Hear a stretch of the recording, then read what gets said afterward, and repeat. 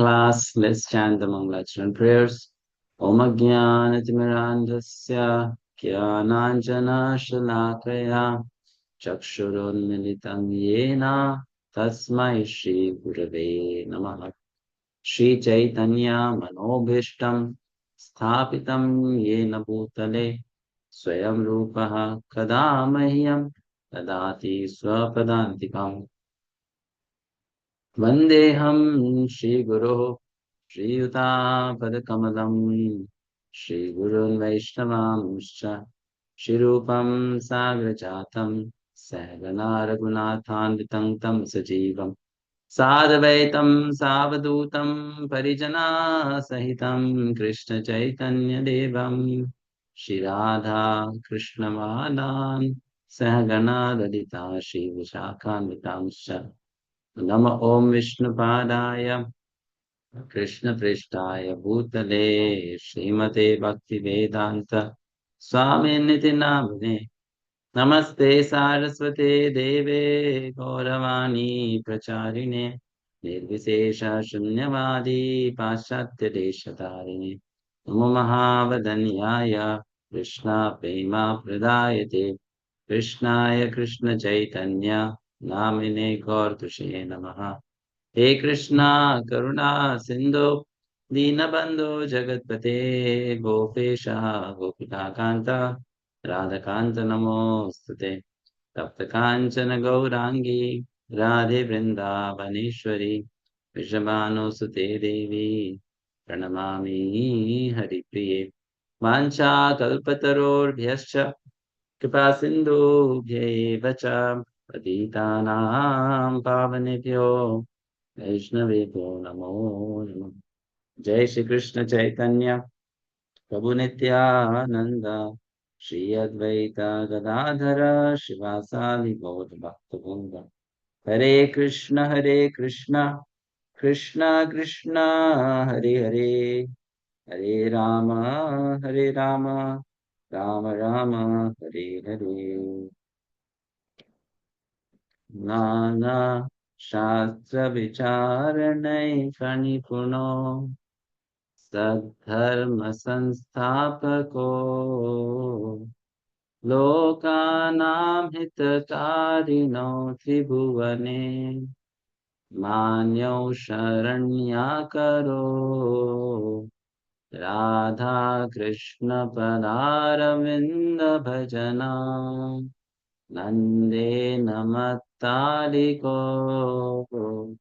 Vande Rupa Sanatana Raghuyugo Shri Jiva Gopalako.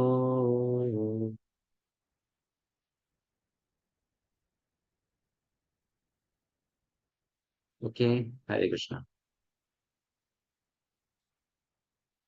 So we are studying Nectar of Devotion, introduction, which talks about the definition of pure devotional service, right? So we saw last time that the introduction has Mangala Charana. 6 paragraphs were dedicated to Mangala Charana. Then there was description of pure devotional service. The verse that Srila Rupa Goswami composed to define pure devotional service is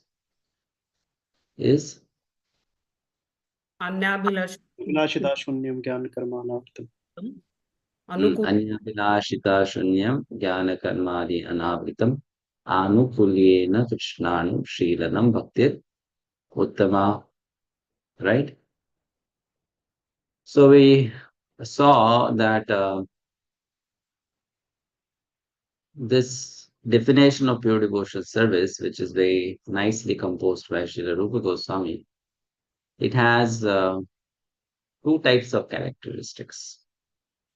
One is primary, the other is secondary. The primary is called, in Sanskrit, what is it called? Rupa Lakshana. Swarupa Lakshana. The secondary is called Tattva Lakshana. Tatastha Lakshana, right? Primary and secondary. Swarup Lakshana, Tatastha Lakshana. How do you know what is Swarup? What is Tatastha? What is the definition of Swarup Lakshana? What is the definition of Tatastha Lakshana? Swarup Lakshana is the integral part of the personality that will not change at any point of time. The test is No, depending not upon really like that. It's not that this will change, that will not change. That's not how you look at Swarup Lakshana and Tatastha Lakshana. What is Swarup Lakshana?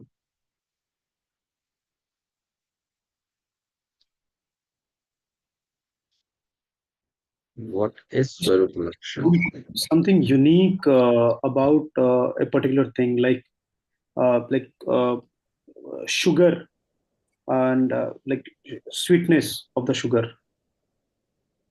I think you mentioned in the lecture. Hmm. So Swarupa Lakshana means that which describes the fundamental nature of an object.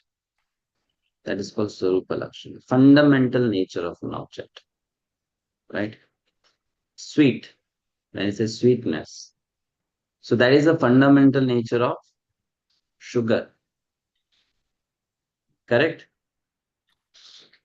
Hmm?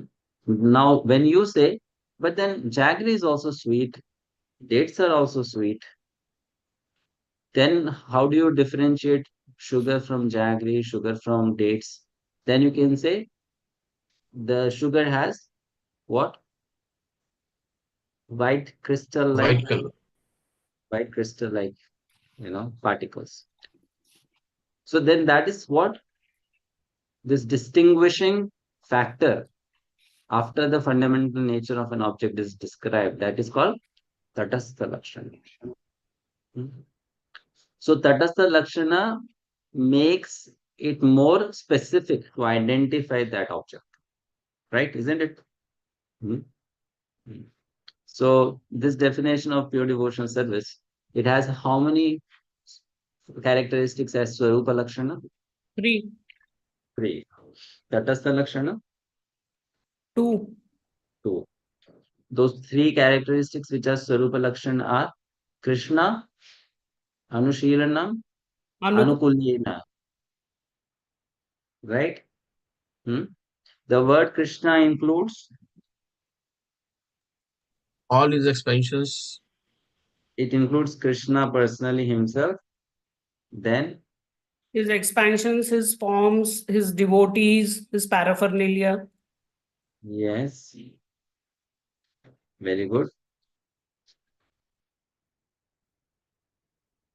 very good. And then when you talk about Anushilanam, what does it mean?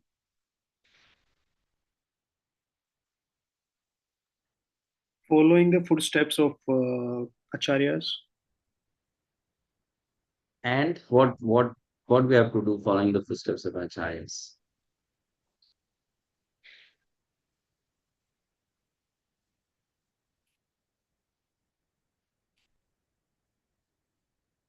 Hmm? We have to do some activities, right? Cultivation of devotional service. Shilpa says Anushilana means cultivation of devotional service or devotional activities, following in the footsteps of previous acharyas. So Anushilanam has two words. Anu Shilanam. Shilana means cultivation. Anu means following in the footsteps of previous acharyas. So Anushilanam means.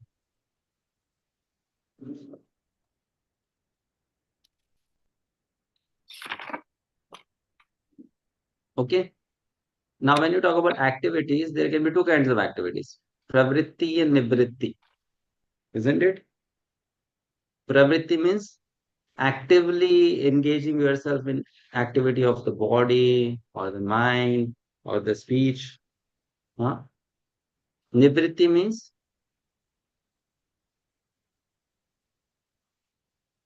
Something which is nisheth, prohibited. which has to be avoided. Like for example, chanting of Hare Krishna is pravritti.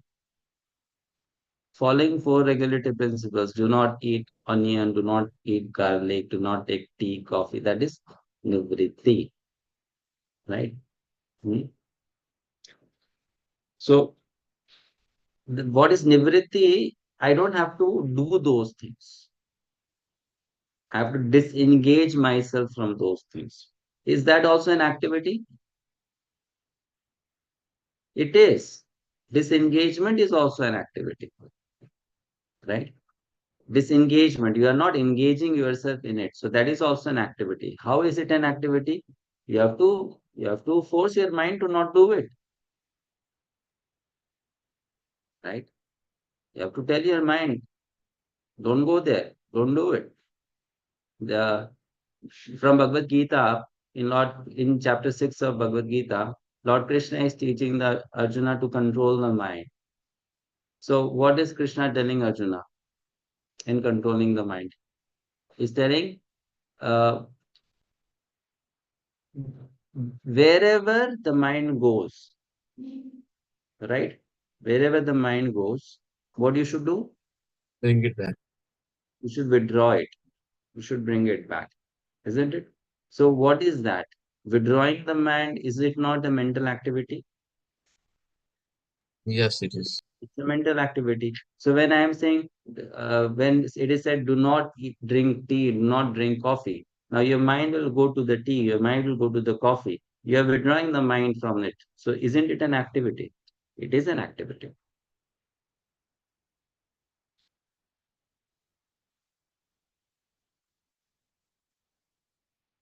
Do not commit offense to the holy name of Krishna. What is it? Pravritti, nivritti. Nivritti. Nivritti. Right? Huh? So is it also an activity? Yes, you are not letting your mind be engaged in that. Huh? So both ways. Fine.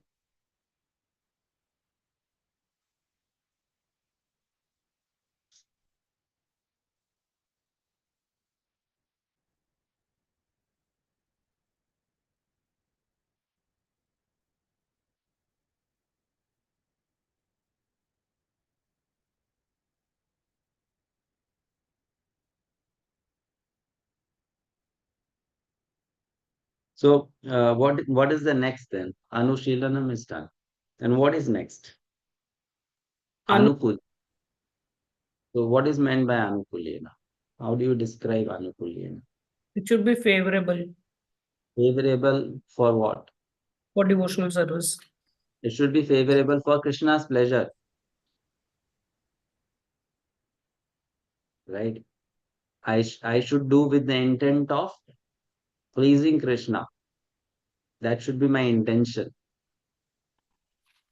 isn't it? Krishna anushilanam anukulyena. So it has to be done for the pleasure of Krishna.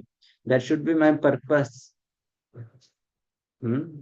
So we saw some examples, Kamsa, Yashodamai, Bhishma Pitamaha, to understand this subject matter better, isn't it? Correct? Hmm? Now, so what do we understand from Anukulyena Krishnanushilanam? Action plus intention. These two are to be both properly conducted for pure devotional service. I should have the right action and I should have the right intention. As I always say, the initial years of a Krishna consciousness go in learning the action, the proper action. But once you have learned the proper action, then you have to work on your intention, isn't it? Like, for example, when you are a new devotee, so you will learn how to apply tilak properly, isn't it? Okay, when I'm applying the tilak, this should be the shape of the tilak. So you may learn how to apply the tilak, you may learn how to play the kartal, you may learn how to sing a bhajan, you may learn how to preach, you may learn how to sing, you may learn how to dance, you may learn how to worship the deity, dress the deity, you may learn the different services that we do in Krishna consciousness. That is the action. And that is what should be very nicely learned. But then if I can just put nice tilak, I can just sing the bhajan nicely. I can just preach nicely. I can just distribute the book nicely. But my intention of doing it is wrong. Then again, it's not pure devotional service, right? Hmm. So that is very important. Hmm. Okay. Hmm. Like the simple activity of putting tilak on your forehead. So you can put the tilak on your forehead because you want to look beautiful.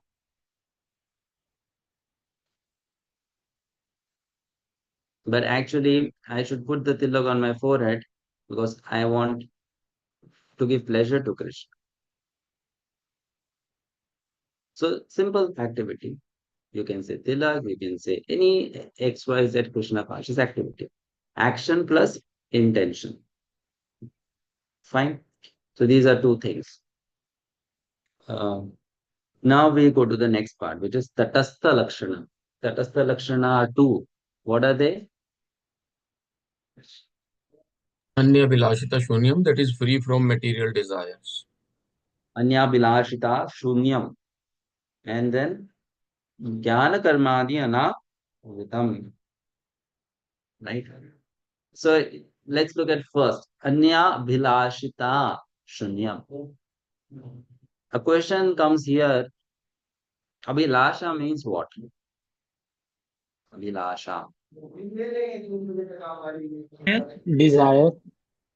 Abhilasha means desire. So Anya Abhilasha means Desires other than Other, Krishna any other consciousness. desire. Other any than other bhakti desire. service. Any other desire. Other desires. It's Anya Abhilasha. Right? Shunya means Devoid of. zero. Right? Zero.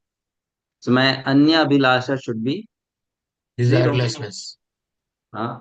So Anya Abhilasha should be zero. Anya Abhilasha should be zero. So Rup Goswami did not use the word Anya Abhilasha Shunya. He used the word Anya Abhilashita Shunya. He didn't use the word Anya Abhilasha Shunya. He used the word Anya Abhilashita Shunya. Now, why that difference? You have to think about it. You have to think about it. The desire to have material desires. To think of the desires or to have inclination towards material desires. Okay. Now, let me tell you something interesting here.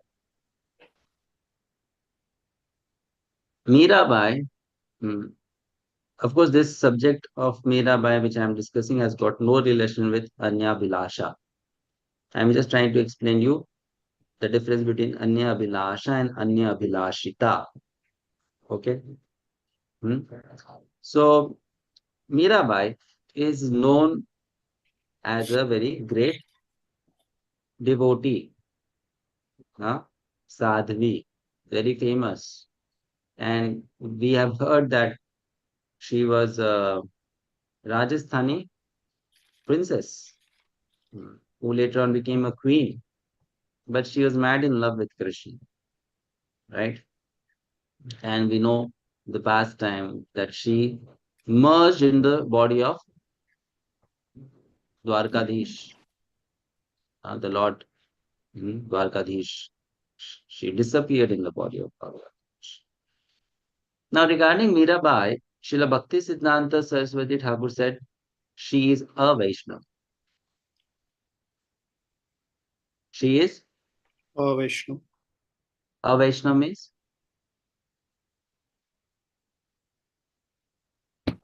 Vaishnav rules. You don't merge sorry?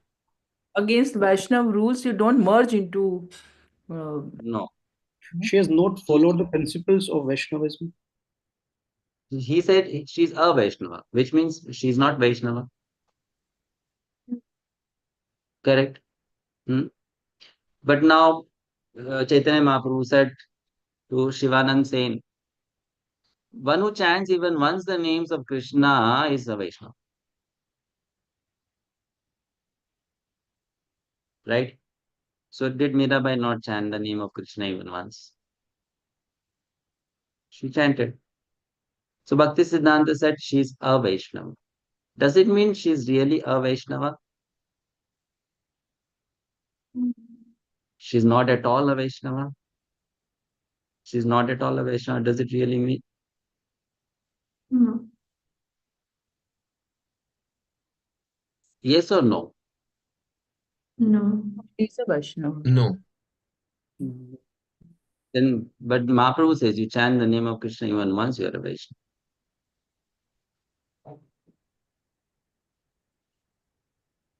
So now Bhakti Siddhanta Thakur says why she, in his understanding, she is not a Vaishnava.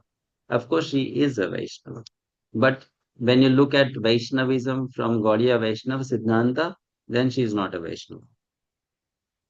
Okay. What is Gaudiya Vaishnava Siddhanta? The Gaudiya Vaishnava Siddhanta is that you never worship Krishna alone. You always worship Krishna with Krishna's devotees. You worship Krishna with Srimati Radharani. You worship Krishna with Balaram. You worship Krishna with Krishna's cows. You worship Krishna with Krishna's devotees. You never worship Krishna alone. But Mirabai, she worshipped Krishna alone.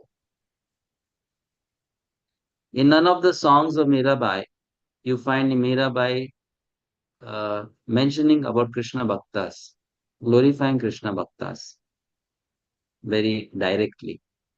It was all about Krishna. Hmm? But if you refer to the songs of Narottam Das Thakur, Bhaktivinoda Thakur, there is so much about Vaishnavas, right? Hmm? So from Gaudiya Vaishnava perspective, she is not a Vaishnava. But she is still a Vaishnava. Why? Because of quality of Vaishnavism in her. That is called Vaishnavata. What is it called?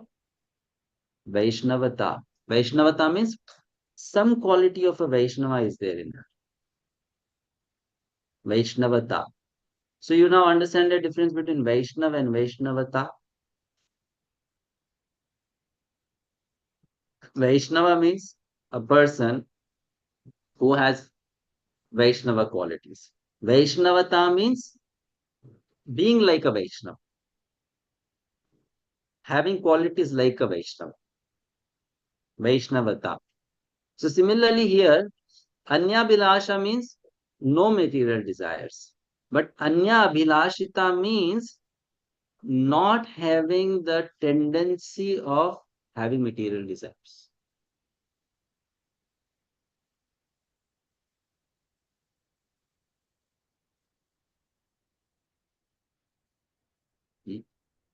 Not having the tendency of having material desires. It has to be understood very well. Not having the tendency of having material desires. Can you repeat Okay. it? Anya Abhilasha means not having material desires. Anya Abhilasha Shunya means not having material desires. Anya Abhilashita Shunya means not having the tendency of having material desires. Now, what is tendency? Tendency means that is your nature. You are always having material desires. Always. That's what is going on. Always. Fine. Always having material desires. And Anya Abhilasha means maybe occasionally, sometime you may have a material desire. So if Srila Rupa Goswami says Anya Abhilasha Shunyam, then he is making pure devotional service almost impractical for a conditioned soul to achieve. Because if someone is a conditioned soul, you cannot be free from material desires. It's not possible. A conditioned soul will have material desires. For example, I want to eat food to make my body survive. Is that a spiritual desire or material desire? Material. Material desire. Right? If I am living in a house, I need some money to pay the rent. Now I work to get that money. Is that material desire or spiritual desire? Material. Material desire. So is it possible for a conditioned soul to be without material desires? No. No. You cannot exist without material desire. So if Rupa Goswami says Anya Abhilasha Shunyam, then pure devotional service is not possible. It's not possible. Right? Therefore, he says Anya Abhilashita Shunyam, which means becoming free from the tendency of having material desires, which means getting rid of unnecessary material desires.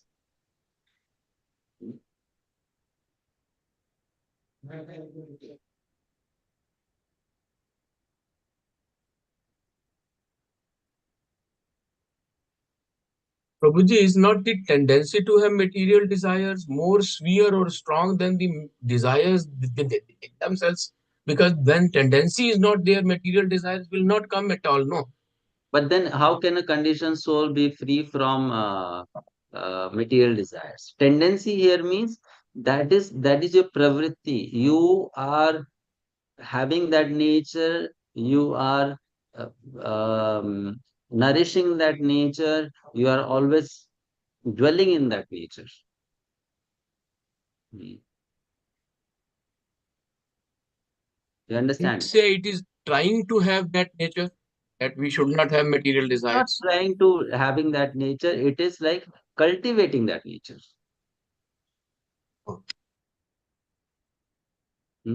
So practicing pure devotional service means I should give up the cultivation of material desires. But as and when some situation arises, when I have a need for the body, I have a need for the mind, then fulfilling that material desire is not an obstacle in the path of pure devotional service.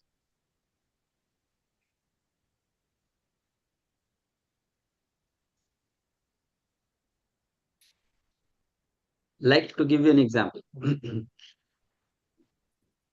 Every day praying to the Lord to protect your body, to protect your house, to protect your husband, to protect your wife, to protect your children, to protect your wealth is not pure devotional service.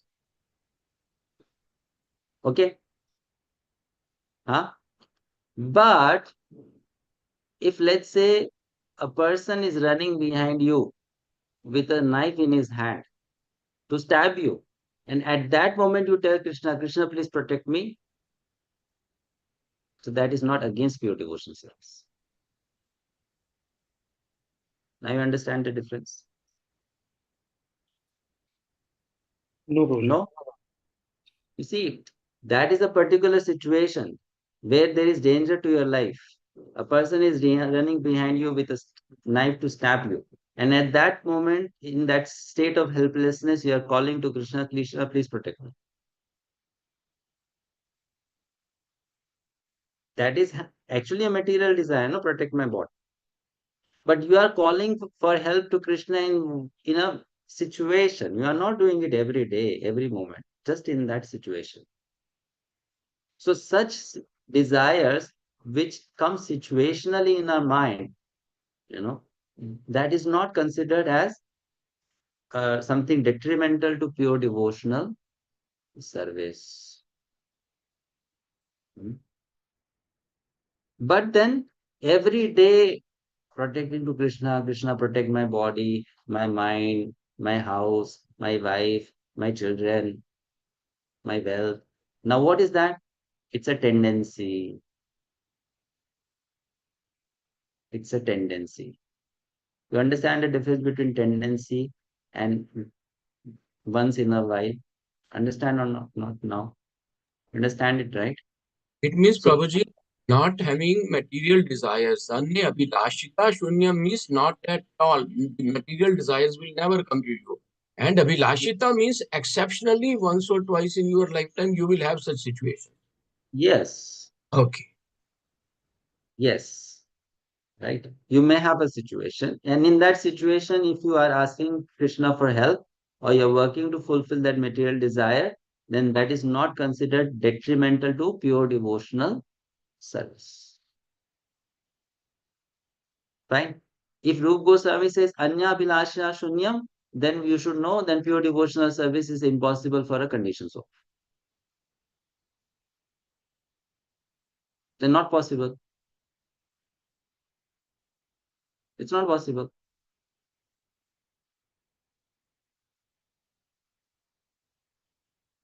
Okay.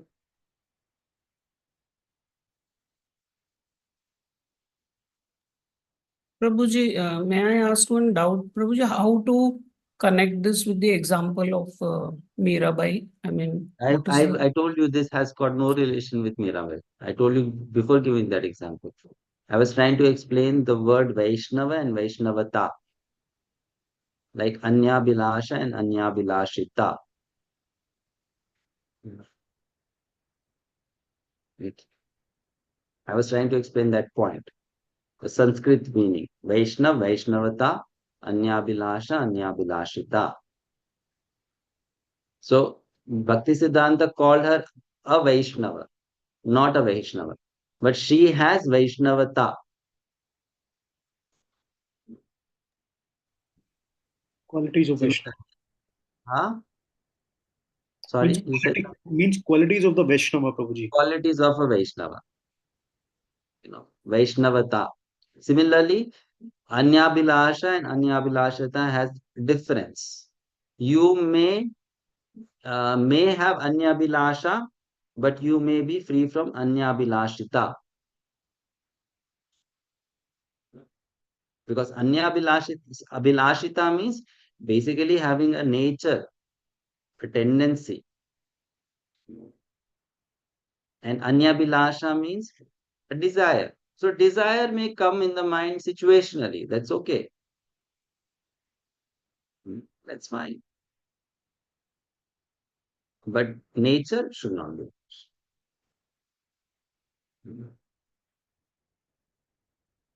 Fine.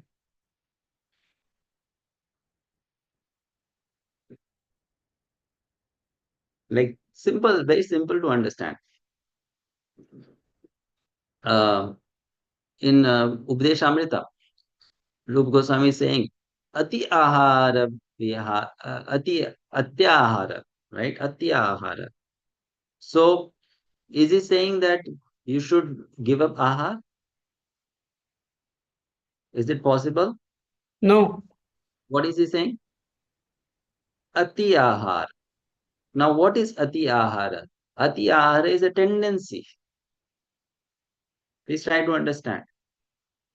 Ati ahara is a tendency. Some people have a tendency to do ati ahar,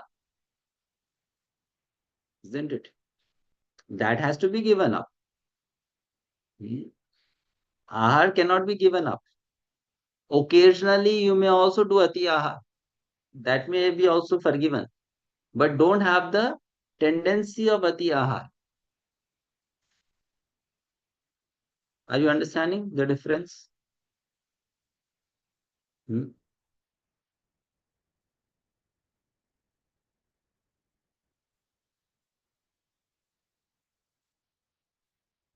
Yes, Prabhuji. Atyahar means not overeating at any point of time. That is stopping atyahar. But tendency atyahar means normally you don't have the nature or inclination to overeat. Sometimes exceptionally it may happen also.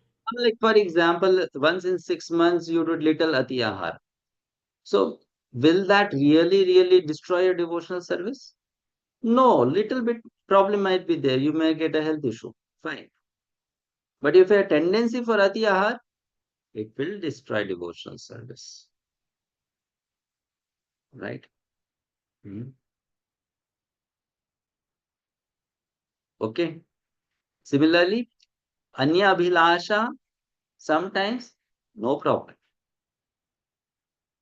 But Anya Abhilashita, problem. because that is the tendency, that is the nature, right? Huh? Just like I gave an example. If you are in danger, asking Krishna for protection, it's okay. But then asking it again and again every day, not okay. Hmm? Draupadi, if she was in that precarious situation, she called out to Krishna for help, isn't it? Hmm? Now, what was her request? Why was she calling Krishna for help? To protect What was her happening? dignity. To save her honor. To save her honor. So now, if I am asking Krishna to save my honor, is it a material desire or spiritual desire? Material. It is not material. Once a It is while, you are in a no, desperate situation, you it are is requesting. material. It is material. It is material. It is material. But then, is Draupadi every day praying to Krishna to protect her in that way? No. No. She did it only in a situation,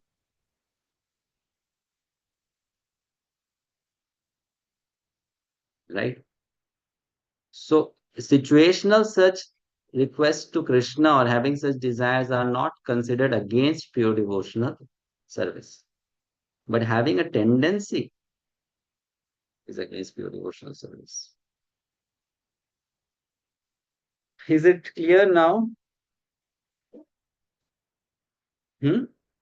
Fine. So this is very Yes. important point to understand. Why it is important to understand? Because sometimes we become little whimsical in our Krishna consciousness.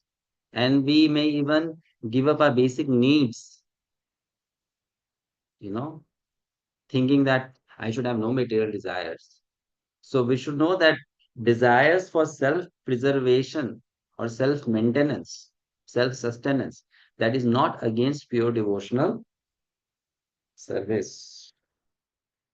Try to understand. Hmm? Okay. It's very important to understand. Like if let's say you are a grihastha and then you say, I should have no material desire. So therefore, I'll not earn money. I'll live under a tree, like the six Goswamis of Vrindavan.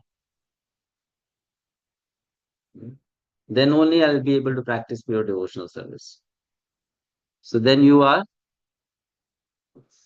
what? You are a fool. You are a fool then, right? You don't understand what is pure devotional service. Okay? Don't understand pure devotional service. So that's why this definition has to be very properly understood. Sometimes devotees have this misconception that um, we will practice pure devotional service later in life when all our responsibilities will be over, when all my material duties will be over, and all those things will change. Then I'll practice pure devotional service. But it is not like that. It's not like that. You have to understand the definition of pure devotional service properly. And then this definition of pure devotional service can be adopted by anyone in any ashram at any stage of life. Fine. Anya bilashita shunyam. Is this clear? Is this clear? Hmm? So this is very important principle to be understood. Very important principle to be understood. And therefore, honestly telling, you cannot judge someone from external varna and ashrama, how much that person is pure from anya bilashita.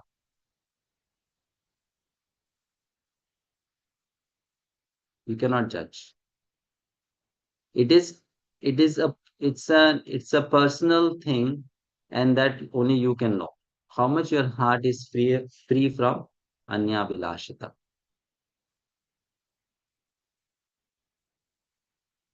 Fine. Next. Jnana karma adi anavritam. So then the next characteristic of pure devotional service is jnana karma adi. Anavrita. Avrita means, what is the meaning of Co- avrita? Covering. Covered, covered. Anavrita means not covered.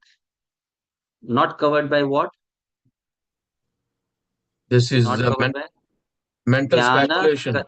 jnana By karma adi. jnana and karma. Karma.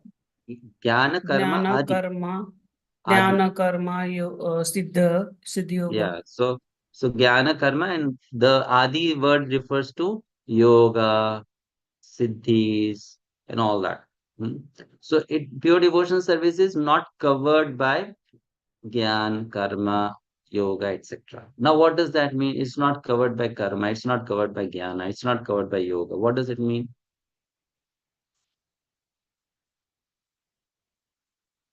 What does it mean? It's not covered by jnana, karma, yoga. It's not covered. What does it mean? Karma yoga means anything of them should not be practiced for material sense gratification. Everything should be practiced for Krishna, for the pleasure of Krishna. Is it that? No. Please try to go more deep into the understanding. It should not be covered by philosophical pursuits, fruitive pursuits. What does it mean?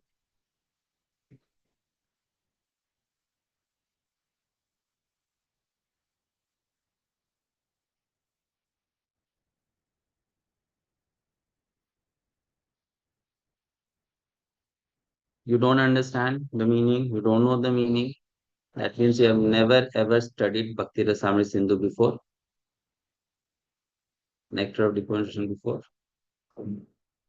Mental speculation, logicians, the No, arguments that they give.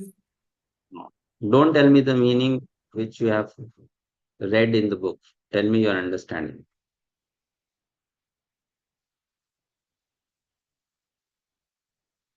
Free from jnana, karma, etc. What does it mean? You should not be so much knowledgeable for become pure devotee. No, that's No. not the meaning. Your Unless pure devotional service should not be covered by karma, should not be covered by jnana, should not be covered by yoga. What does it mean? unnecessary in It means your goal should be to attain Krishna, not Brahman or Paramatma. What else? It means that by just because of your efforts, you should not attempt to get devotional service, pure devotion. Okay. Jnana karmadi anavritam. By the So then, Prabhuji, outcome of jnana and uh, karma should no. not be. Hmm. So now, please, yes, Radhika Nirmal, you saying something? Prabhuji, yeah, Prabhuji, it means that you are not doing whatever you're doing, it is for the pleasure of Krishna, and you're not, uh, any kind of pursuit of his philosophical nature or for fruitive works is for your own benefit. It's only you do only and only for Krishna.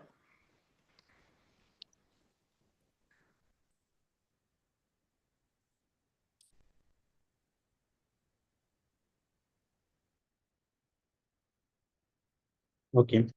And what else? So, like, let's look at this very simply. What is meant by jnana? Cultivation of impersonal knowledge.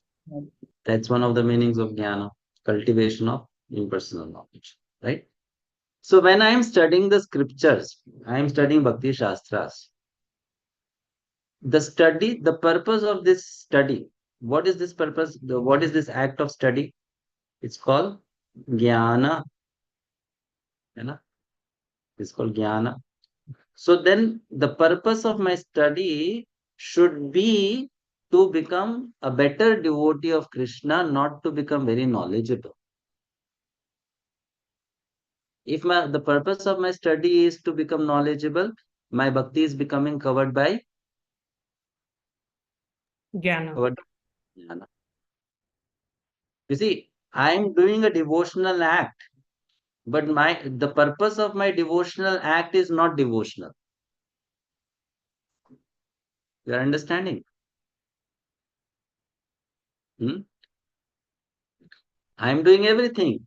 Anukuliyena, Krishna Anushilanam, you know, Anyabhilashita is also there. But what I am doing it for a different purpose. So one may practice pure devotional service thinking that I will do it to attain Brahman. Then your pure devotional service got covered by jnana. If practice pure devotional service thinking I'll merge in Paramatma, your pure devotional service is covered by yoga. If you practice pure devotional service or study the scriptures thinking I'll become very knowledgeable, again it's covered by jnana. You're singing kirtan for Krishna's pleasure, but then you think I should become a very good kirtaniya singer. Then your bhakti is covered by siddhi kama. Siddhi kama means the desire to attain perfection in a particular activity.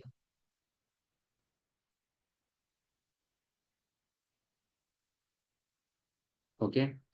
So the devotional activities should not be performed with these tendencies or agendas. If it is performed with those agendas, then the pure devotional service becomes covered. And if it becomes covered, I'll not get the result of pure devotional service.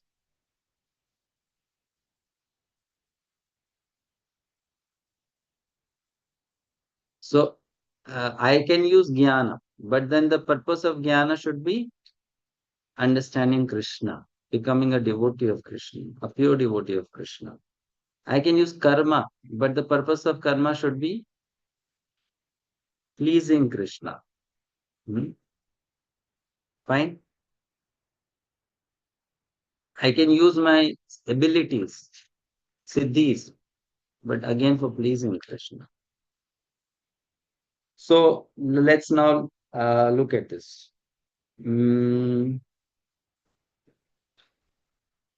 Pranayama, as taught by Baba Ramadev, or nowadays so many teachers teach it. So if I do pranayam every day, am I covering my pure devotional service by yoga? Prabhuji, if it is meditating on Krishna, yes. If it is to keep ourselves physically fit, it is no. So if you want to keep yourself physically fit and you do pranayam every day, then you're not doing pure devotional service? No, Prabhuji, if it is to aid me in my service to Krishna, I keep myself physically fit and in able body so that I can do my sevas better, then it is pure devotional service. So okay, let's say you say I do pranayam every day so that I become fit and I can do devotional service nicely to Krishna, then it is fine. So if for that reason I'm doing 6 hours pranayam every day. No, no, no, 45 minutes. Half an hour, 40 minutes. Reasonable, reasonable. So what is reasonable? It should be like a salt. Fine. It should be like a salt. You do 20 minutes, 30 minutes pranayam every day. Then it's fine. Then yoga is not covering bhakti. But if I am 6 hours doing pranayam, then my bhakti is getting covered by Yoga. yoga.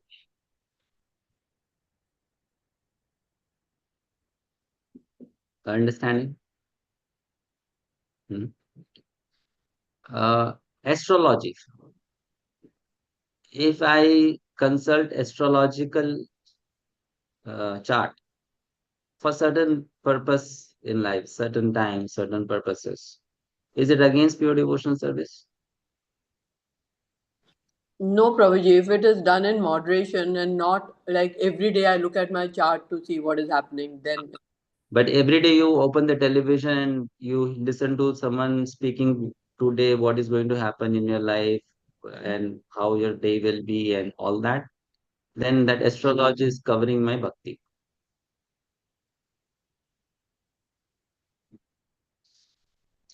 Fine. Same thing with Ayurveda. Anything. When that thing becomes more important than Krishna or the purpose of Krishna consciousness, then that thing is covering my bhakti. Prabhuji, here one Maharaj was giving a lecture. He said astrologically is against it is Nama Prada because you don't have full confidence in the Nam. That is why you are going to astrology. How do we relate it? That was his observation. That a No, person, it's not. pure devotee who has. Okay. It's not like that. It's not like that. First of all, we should know that if that sannyasi is talking about himself, then he doesn't have to consult astrology because he has taken sannyas. But if that sannyasi is talking about grihasthas, then it's wrong. Why? Because grihasthas have to do kamya karma. Kamya karma means certain activities done on certain intervals in life. And then those kamya karma should be done with astrological consultation. What is astrological consultation? I'll give you a very simple example. You are a farmer. You are a farmer and you have to sow seeds in the field to get crops. Fine. So, will you not consult the climate change, the seasonal changes before sowing the seed or no? Yes, You, it's better. It will give you better will, right? results. Yeah. Now, if you say because I'm a farmer and I'm a devotee farmer, so in winter I'll sow the seeds for wheat, and in summer I'll sow the seeds for rice. Will you get good crops? No. Rice seeds have to be sown in a particular season. Wheat seeds have to be sown in a particular season. Then you get good crops, right? So what is astrology? Astrology is basically consulting time, kala. Which time is more favorable? You're understanding? Astrology is nothing but the study of kala, time. Jyotish means you're studying kala, time. Then what will be the difference with this consulting the astrologer for material benefits and consulting the astrologer for our spiritual advancement? Prabhu, first of all, let me tell you something. It's not that uh, consulting an astrologer is going to change your karma. It's just that you are asking what is more favorable time to do this particular activity which I want to do. It's just like a farmer should know when I should sow the seeds and I should not sow the seeds, right? So that has to be there. It's not against. It's not against. Um, And second thing, you are not depending on the astrological calculations for everything in your life. Ultimately, you're depending on Krishna. So then that is not against pure devotional service. My dependence is not on the advice given by the astrologer. My dependence is on Krishna only, right? You are understanding? Hmm? Hmm. Uh, it's just like this. Let's say, um, Prabhuji, can I ask a question? let me just give an example. It's like, for example, Ashok Prabhuji, you live in Delhi, and then you live in Delhi. So uh, I need to buy something from a shop, and I am not aware of Delhi. So I call you up and I tell you, can you tell me in which shop I'll get this product in a better quality and at cheaper rate? Fine. And then you suggest me, Prabhuji, you go to this shop, you buy, you get very good quality, you get it cheaper rate. So then, am I having not faith in the holy name? Hmm. But someone says, you are chanting Krishna's name. No, Krishna will tell you about the shop. Depend on the holy name. Don't depend on Ashokaneja Prabhuji's advice. No, but then for advising you the shop, I am not depending on the stars or time or call. No, this is the But then, natural but thing. what I is know, that? so I this is But what is that? That is again a consultation only. No, we are not understanding. What is that? That is again a consultation. That is again a consultation. Okay. In that sense, we take it is okay. Yeah, that's again a consultation. So it has to be done with proper understanding. If you think the stars are going to decide your destiny, then you are not practicing pure devotion service. Yes, it is what my intention was when I said this. Yeah. So then that's why if anyone is talking about astrology, that person should also properly explain, right? If you just say, if you are taking astrological consultation and then you are not, then you are doing Namaparat. Then I should not take consultation from anyone else. Then I should just depend on Krishna, isn't it? Hmm? Yes. So, Radhika Leela Mataji,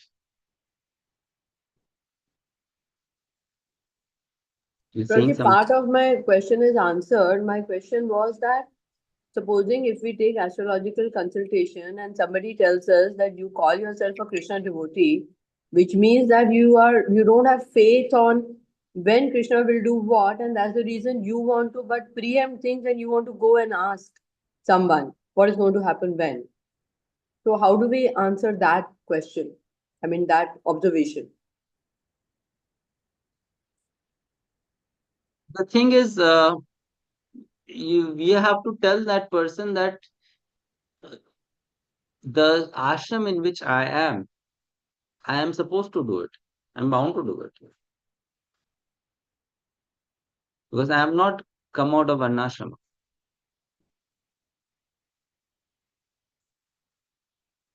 So because I am not come out of varnashrama, I cannot give dependence on Vedic system of doing things. So which means that only a sannyasi Not a will. sannyasi. Huh. Sannyasi is not outside varnashrama. Sannyasi is also within varnashrama. Then who cannot ask, Prabhuji? We are all in Varnashram. So that's why only a Babaji cannot ask, who has taken Babaji Vesh. Babaji Vesh means that person has gone out of varnashrama. That person has no duties, nothing to do.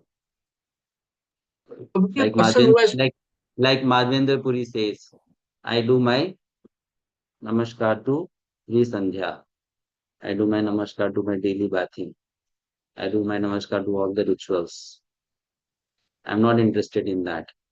Every single moment I'm spending thinking of Krishna. So then that person doesn't have to take bath, that person doesn't have to do three sandhya, that person doesn't do anything else. Prabhuji, if a devotee has taken sannyas ashram, he still continues to be in Varna ashram, no? Yeah. Like for example, let me just give you a simple example. Srila Jayapataka Swami Maharaj, he observed, and that's why he follows, that Srila Prabhupada never started very important initiatives on Thursday evenings.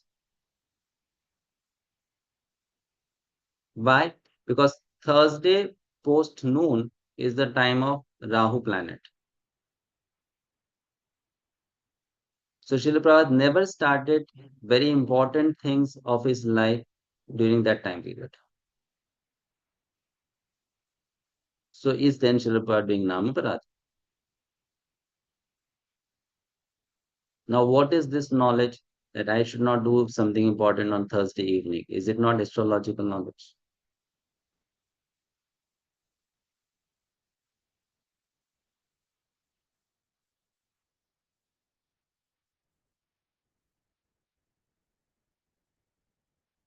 Fine.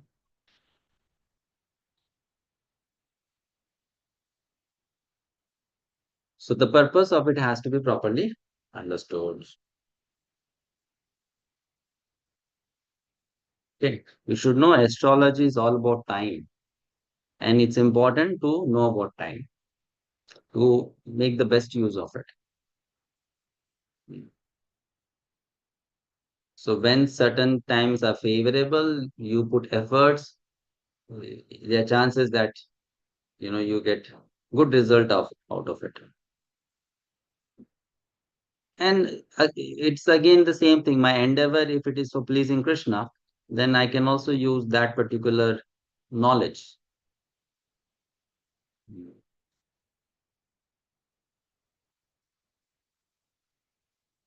But Okay. then, Prabhuji, astrologer may suggest some solution also. You wear some ring along with this No, stone or that is the thing that we need to understand.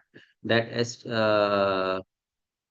there is a proper understanding of astrology, and then there is a business out of astrology. Okay, so that you have to be uh, mature enough to understand what is the purpose of astrology. Prabhuji, even the puja that they say that okay, you do this, Hmm. this So havan then, or this so yagya.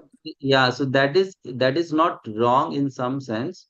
Uh, it is not wrong in some sense, but at the same time, you should know that uh, it's just a way of tricking you to become more obedient to the higher forces.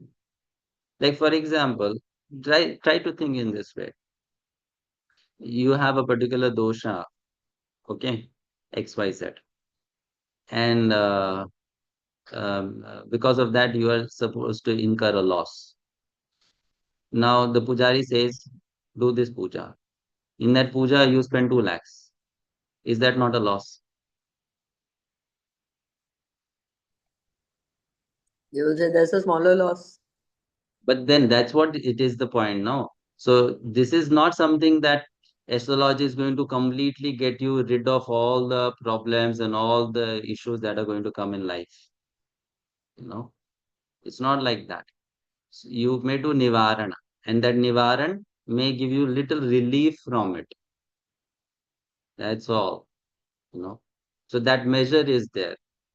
That little scope of minimizing it is there. You can't completely get rid of it. You can't completely change it.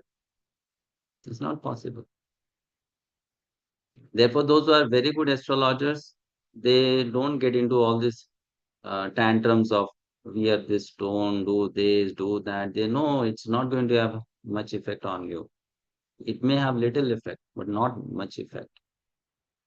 Little effect might be there. And that little effect is there because you have taken the pain to worship the deity. So then that deity may reduce the punishment to some degree.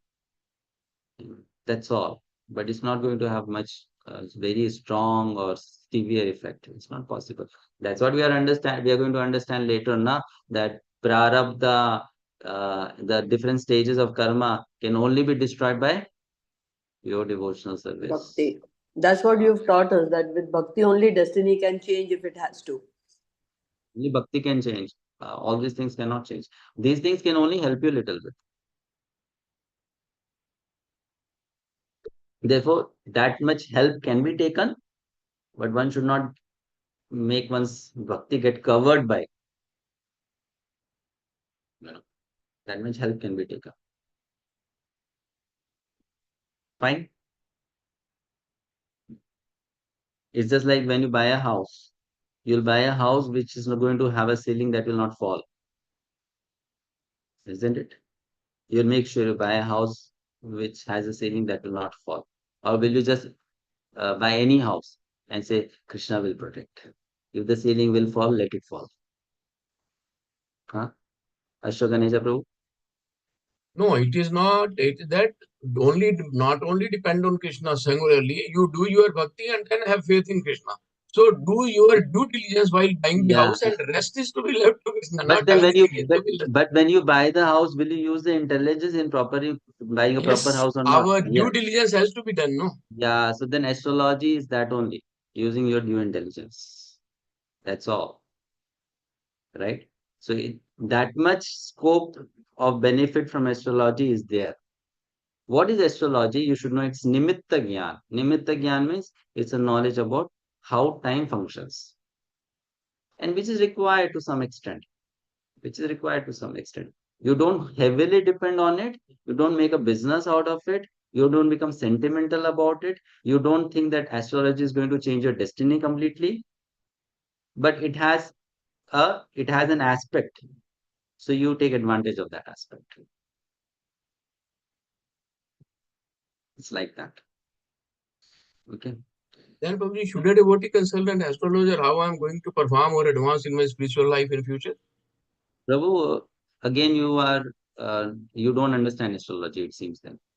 No, I have never Astrology, consulted. I have never consulted. astrology will talk about your material life, not spiritual life. Okay. No, I have never consulted astrologer. It will not talk about your spiritual life. It will talk about your material life. It will not talk about your spiritual life. Astrology can talk about your religious life, but not spiritual life. Okay. Religious life means whether you'll be a dharma oriented person or you will go to the path of adharma, that astrology may tell. But astrology cannot really tell how much bhakti you have.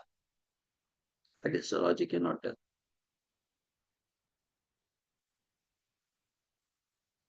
Okay. So, mm, fine. So that's anya bilashita shunyam jnana karmadi anapratam. Hmm. Let's read now. See, these all things are little complicated. And because they are complicated, therefore Srila Prabhupada told the devotees not to get too much involved in these subject matters. Because if you don't understand it, you are going to unnecessarily get confused. So if you are going to get confused about it, better you leave it. So the Prabhupada said, leave all these things. But then for practical reasons, it is useful to some extent.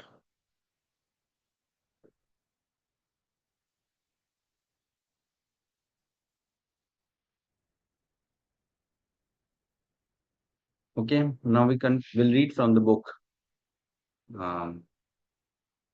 It's from the seventh paragraph. No, we read seventh paragraph. We have to read from.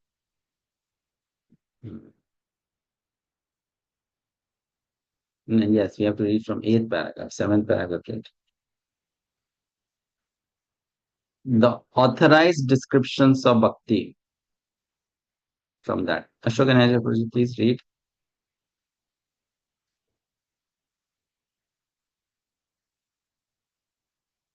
The authorized descriptions of bhakti or devotional service, following in the footsteps of previous acharyas, can be summarized in the following statement by Srila Rupa Goswami.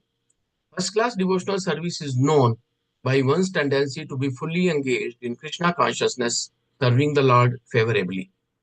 The purport is that one may also be in Krishna consciousness favorably, but cannot be counted as pure devotional service. Pure devotional service should be free from the desire for any material benefit or for sense gratification, as these desires are cultivated through fruitive activities and philosophical speculation. Generally, people are engaged in different activities to get some material profit, while most philosophers are engaged in proposing transcendental realization through volumes of world jugglery and speculation. Pure devotional service must always be free from such fruitive activities and philosophical speculations. One has to learn Krishna consciousness or pure devotional service from the authorities by spontaneous loving service. This Thank devotional you, sir. service, Thank you, thank you. thank you. So here Prabhupada is giving us the definition of pure devotional service. You see, let's try to understand how he is translating the verse. First class devotional service. So this is the translation for Uttama Bhakti. Is known by one's tendency to be fully engaged in what? Krishna consciousness. So this is a translation for what?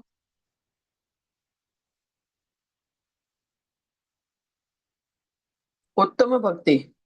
Anukulyena Krishna Anusilanam. So that is a translation for Krishna Anushilanam. Right? Serving the Lord favorably.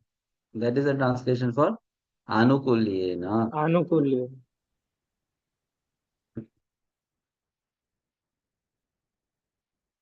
The purport is that one may also be in Krishna consciousness unfavorably. Example?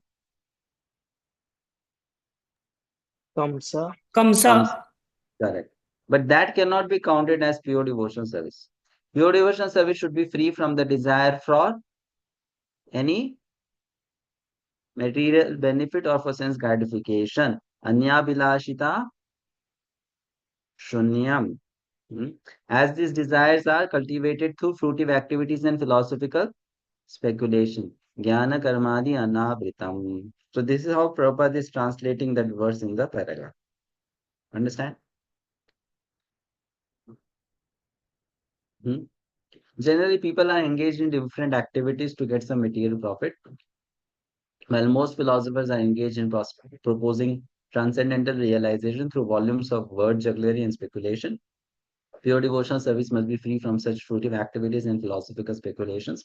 One has to learn Krishna consciousness or pure devotional service from the authorities by spontaneous, loving service.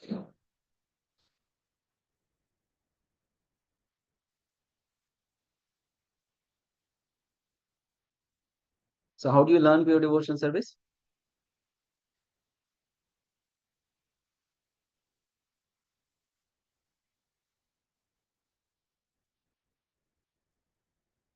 What happened? Are you all sleeping with eyes open?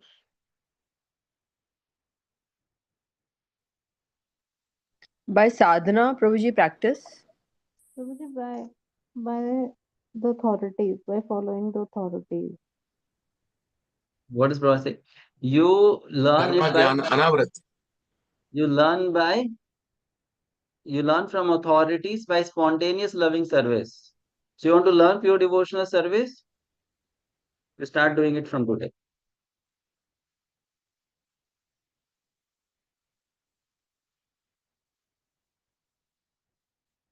Start practicing it from today by serving the authorities, Guru, Gauranga, the Parampara. Right. So we did the theoretical understanding of the verse. Just by theoretically understanding the definition of pure devotional service, I don't become a pure devotee. No? So I have to then start practicing it. Practicing it in whatever I'm doing. Next, the devotional service is a sort of what? Cultivation. So this is explanation for which word?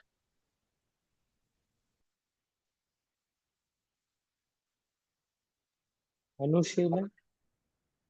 Yes, Anushilana. Please read Shrideep Prabhu. This devotional service is a sort of cultivation. It is not simply inaction for people who like to be inactive or devote their time to silent meditation. There are different, there are many different methods for people who want this, but cultivation of Krishna consciousness is different. The particular word used by Srila Rupa Goswami in this connection is Anushilana, or cultivation by following the predecessor acharyas, teachers. As soon as we say cultivation, we must refer to activity. Without activity, consciousness alone cannot help us. All activities may be divided into two classes. One may be for achieving a certain goal, and the other may be for avoiding some unfavorable circumstance. In Sanskrit, these activities are called pravritti and nivritti, positive and negative action. There are many examples of negative action. For instance, a diseased person has to be cautious and take medicine in order to avoid some unfavorable illness. Thank you. So you understand this is Anushilanam, and then there are two types of activities, Pravritti and Nivritti. We have already discussed that, right? Both are equally important. Now, Pravritti is also important and Nivritti is also important. If I give too much importance to one of them, what will happen? I'll miss out the benefit of the other. You have studied in Shri Upanishad, right? Uh, in the explanation given by Madhvacharya on some of the verses, that if you just look at one aspect and you don't look at the other aspect, then you miss the benefit of the other aspect. So some people, they may just promote the pravritti aspect. Some people may just promote the nivritti aspect. But there has to be balance of both pravritti and nivritti. I'll tell you something very interesting. There are many speakers of Krishna consciousness who present the teachings of Krishna consciousness also have this inclination that sometimes they give too much emphasis on pravritti and then don't talk about the nivritti. And sometimes there are people who talk too much about nivritti and don't talk about the pravritti. If you have not observed this before, from next time you hear a lecture, a recording or something, just try to observe. You know, that is the speaker focusing too much on the pravritti or too much on the nivritti. Now, in a particular lecture, because of the topic, you may do that. You may focus too much on pravritti, you may focus too much on nivritti. But if it is a general tendency of that speaker to focus only on the pravritti or only on the nivritti, don't hear too much from that speaker.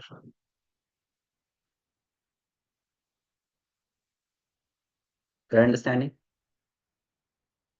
Then there will be a problem in our Krishna conscious practice.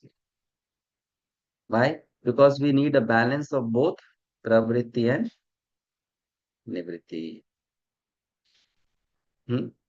Fine? Because what we hear, we think about it. We meditate on that. We apply that in our life.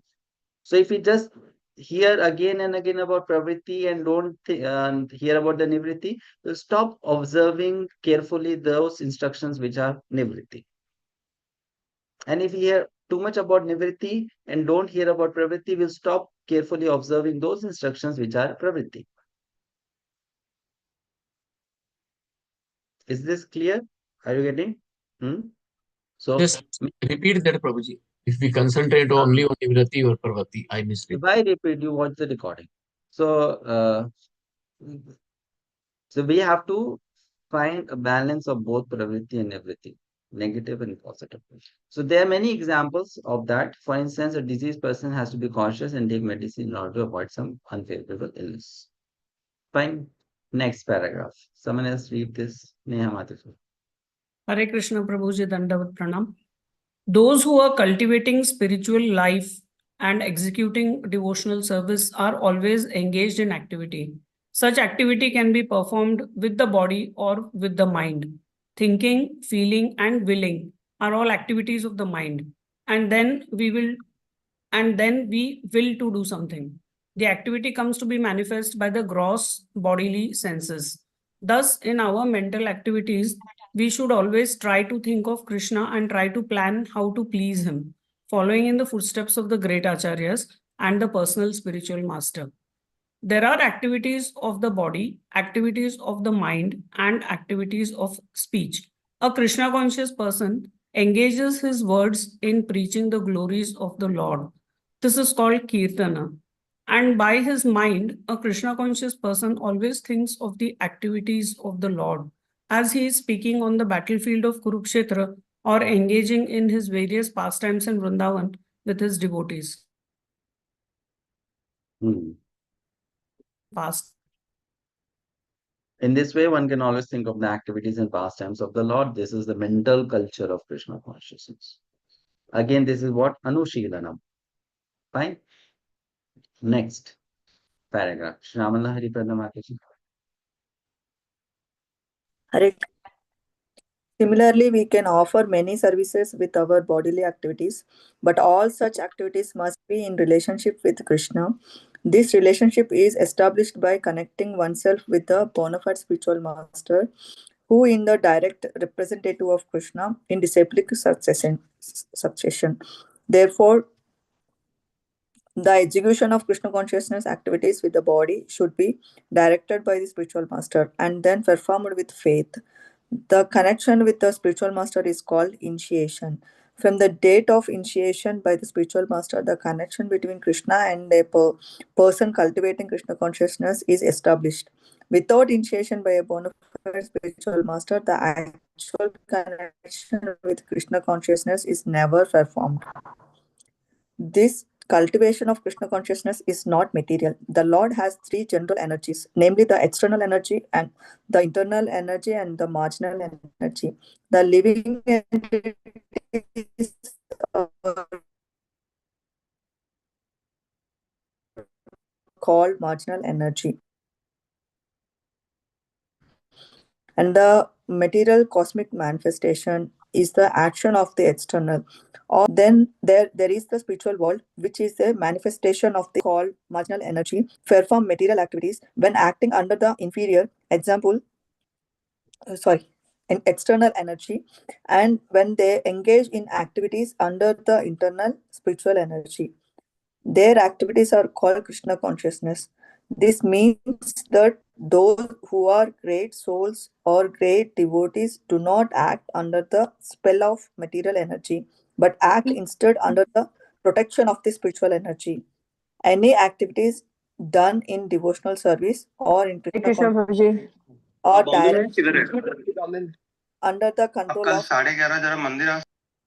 In other words, energy is a sort of strength, and this strength can be spiritualized by the mercy of both the bona fide spiritual master and Krishna.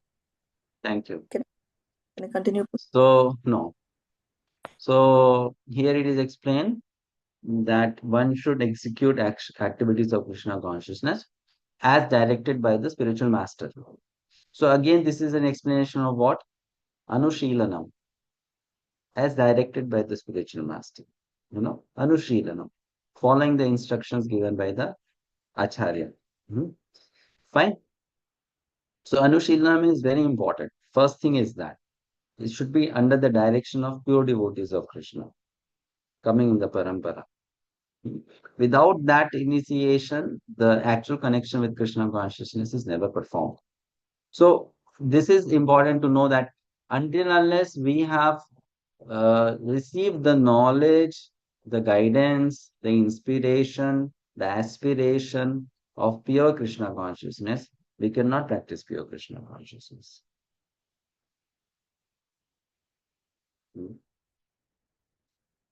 It's as simple as that. You need to have that. What do you need to have? The knowledge, the guidance, the inspiration, and the aspiration of pure Krishna consciousness. And that's what you receive from the parampara, from the acharya, from the spiritual master, from the gurus. And then we can practice Krishna consciousness, pure Krishna consciousness.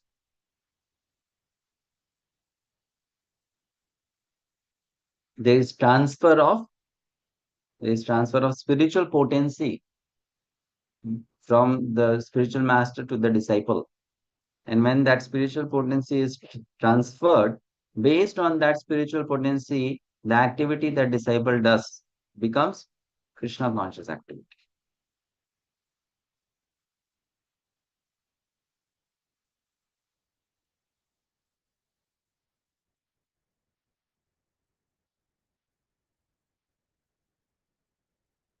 Okay? It's very important.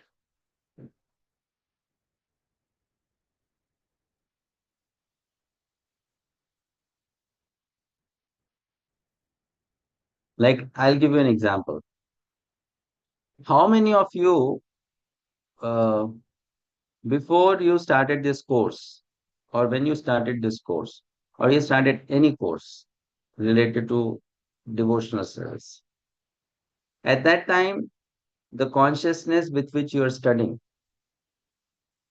found it different from the consciousness with which you are studying now? Yes, Prabhu, definitely. Yes. Yes.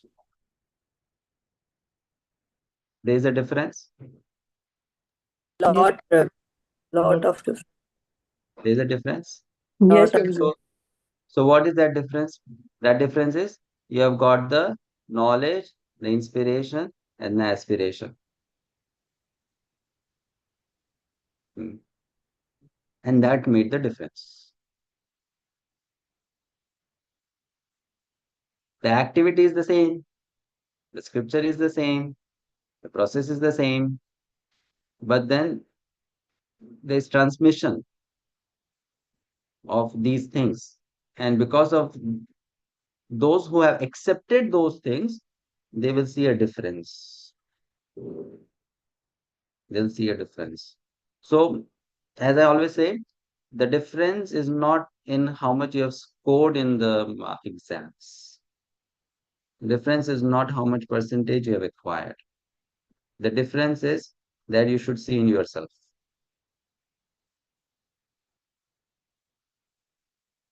That is the difference. So if someone does Bhakti-sastri and after that that person sees or thinks, I am actually the same, then you failed. You failed with flying colors.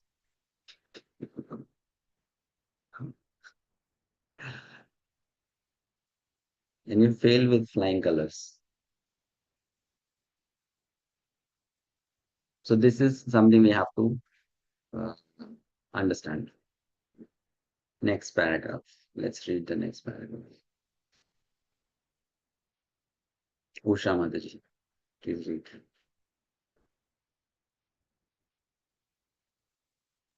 Hare Krishna Prabhuji, Sadhak Naam.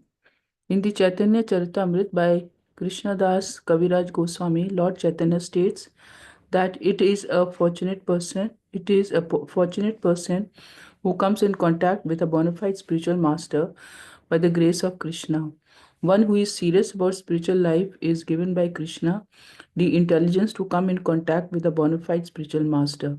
And then by the grace of the spiritual master, one becomes advanced in Krishna consciousness.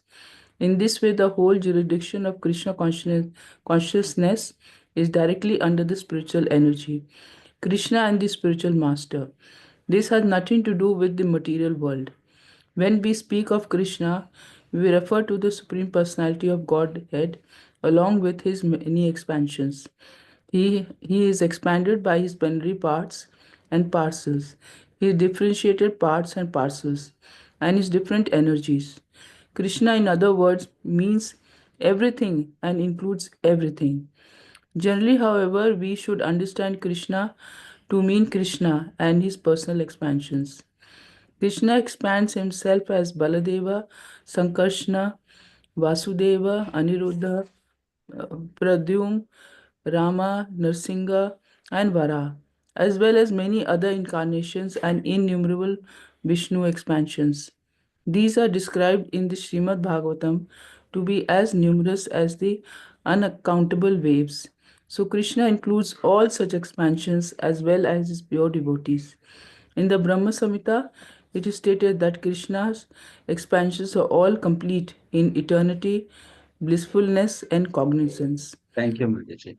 Hare Krishna So this Prabhu. whole paragraph is explanation of which word from the verse? Krishna. Krishna. Krishna. Right? He's talking about Krishna. So he has explained Anushilanam. He has explained Krishna. Now in the next paragraph, he's going to talk about Anukulyena. Okay? Let's read this paragraph. Shamal Hari Pradamata, read this paragraph. Devotional service means. Devotional service means to prosecute Krishna consciousness activities which are favorable to the transcendental pleasure of the Supreme Lord, Krishna, and any activities which are not favorable to the transcendental favor of the Lord cannot be accepted as devotional service. For example, great demons like Ravana, Kamsa, and Hiranyakashipu were always thinking of Krishna, but they were thinking of him as their enemy. This sort of thinking cannot be accepted as bhakti or Krishna consciousness. The impersonalists sometimes misunderstand devotional service in such a way that they divide Krishna from his paraphernalia and pastimes. For example, the Bhagavad-gita is spoken on the battlefield of Kurukshetra, and the impersonalists say that although Krishna is of interest, the battlefield of Kurukshetra isn't. The devotees, however, also know that The battlefield of Kurukshetra by itself has nothing to do with their business. But in addition, they know that Krishna does not mean just Krishna alone. He is always with his associates and paripalenia. For instance, if someone says, give something to eat to the man, done by the man and not by the weapons. Similarly, in Krishna consciousness, a devotee may be interested in the paripalenia and locations, such as the battle which are associated, but he is not concerned and any battlefield. He is concerned with Krishna, his speech, his instructions, etc. It is because there that the battlefield is so important. Thank you, Mataji. Thank Hare you. Hare Krishna. So let's try to understand this. Very, very nicely, Srila Prabhupada explained certain things in this paragraph. What is that? You see, he is saying, first of all, one thing he's telling Krishna. Then things associated with Krishna. Example he is giving is of Kurukshetra. So what is he saying? Some people may take advantage in any battle, right? Any battle, X, Y, Z, the battle between India and China, India and Pakistan, America and XYZ, and any kind of battle that has happened in the past. So then is that person a devotee? No, because this battle is not related to Krishna. Yes. So who are such people? They are generally, we call them as materialistic people, historians, right? People who are interested in Gramya Katha, right? Chaitanya Mahaprabhu says Gramya Katha, huh? Right? Isn't it? So that is a materialistic person. A devotee is not like that. But a devotee is also not like this, that I will talk about Krishna, I will not talk about Kurukshetra. Then that person is what? Impersonalist, separating Krishna from his associates, his place of pastime, his paraphernalia. That is an impersonalist. A devotee is who? Who knows Krishna and who knows everything associated with Krishna. Now you understand the difference between Kanishta and Madhyama Adhikari. Who is Kanishta Adhikari? Who thinks that the Lord is only in the temple and outside he doesn't. Who is only interested in Lord? Madhyama Adhikari? Large devotees and ignorant and others also. Interested in Krishna and Krishna's devotees. You are understanding? You see, very subtle points are there. If I worship Krishna without Guru, is it bona fide? If I No, worship Prabhuji. Guru without Krishna, is it bona fide? So I No. have to worship Guru and Krishna together. Fine. So there are people in this world, they say, you don't need Guru, you just directly approach Bhagavan. Wrong. There are people in this world who say Guru is Bhagavan. You don't need Bhagavan. In the house, you just put the picture of Guru. Finish. That is also wrong.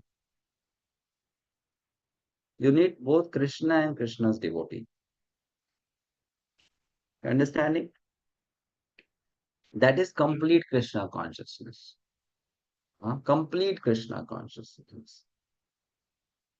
And Srila Prabhupada used to say very simple way of explaining this. What was his simple way of explaining this? He used to say, if you love me, love my dog. Don't just love me alone.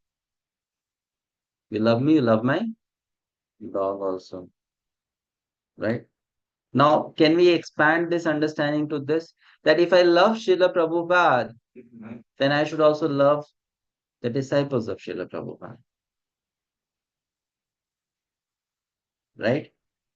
If I love the disciples of Srila Prabhupada, then I should also love the disciples of their disciples. Hmm? If I say, I have lot of bhakti for my spiritual master, but then I have no cooperative spirit or tendency to serve the disciples of my spiritual master, my bhakti is not complete.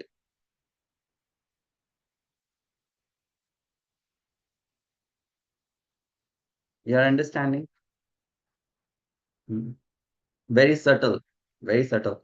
So things associated with Krishna are also very important. And who can understand this? A Madhyam Adhikari can understand this. Therefore, again coming back to the topic of Mirabai. So though Mirabai was an exalted personality, but from Gaudiya Vaishnava Siddhanta, if you see the position of Mirabai, she is Kanishta.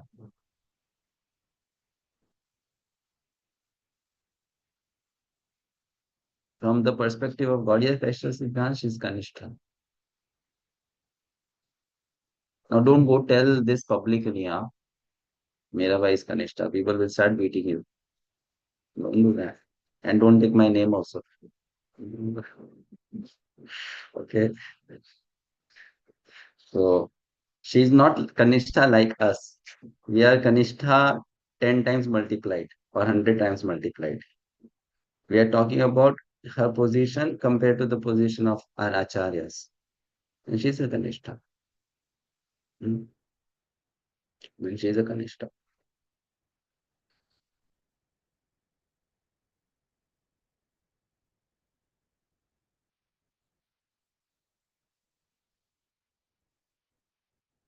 Okay. Next. This is the summary understanding of what Krishna consciousness is. Without this understanding, one is sure to misunderstand why the devotees are interested in the battlefield of Kurukshetra. One who is interested in Krishna becomes interested in his different pastimes and activities. Okay, now let us do an interesting discussion. Bhakti Rasami Sindhu is about understanding. Na? That's why I'm bringing all these points. Don't think that I have problem with Mirabai or anyone else. We are just trying to understand the teachings of our acharyas. So that's why using examples. So recently I saw one post in WhatsApp. So a devotee gave a class in iskcon Chopati, Radha Gopinath temple. It was a Sunday class, and that devotee is a historian. So he was explaining the meaning of the national anthem written by Rabindranath Tagore. So that post became quite, spread. That devotee explained that actually Rabindranath Tagore has written this poem for Krishna, but then the misunderstanding is that this poem is for the country, you know, and so this is what he said. And then some devotees then they posted comments on it. But Prabhupada said Rabindranath Tagore was a mundane poet. Prabhupada said Rabindranath Tagore was a mundane poet. But then he has written a song which is about Krishna, but hardly anyone knows that it is about Krishna, right? Most of the people know it's a song for the nation, for the land of Bharata. Correct? So what is your understanding? Is the poem written by Rabindranath Tagore an act of pure devotional service? No. No, Prabhuji. No, Is it an act of devotional service? No, Prabhuji. Why? Because it was written for literary pursuit. And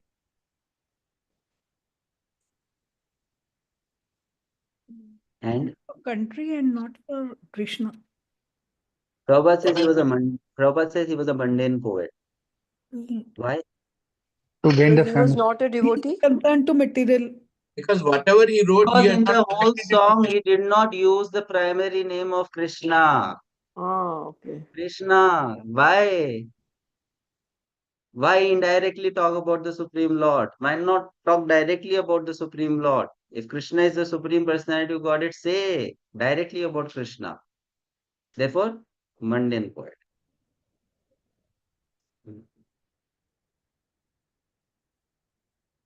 Mundane poet.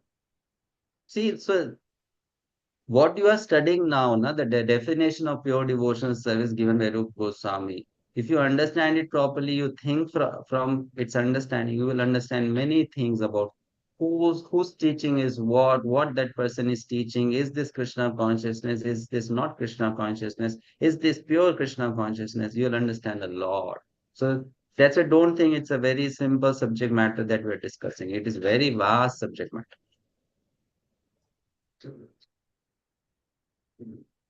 It's a very vast subject matter.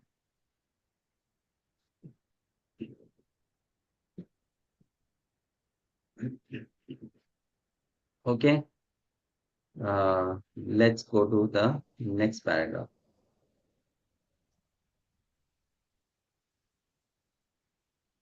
Someone read this, please.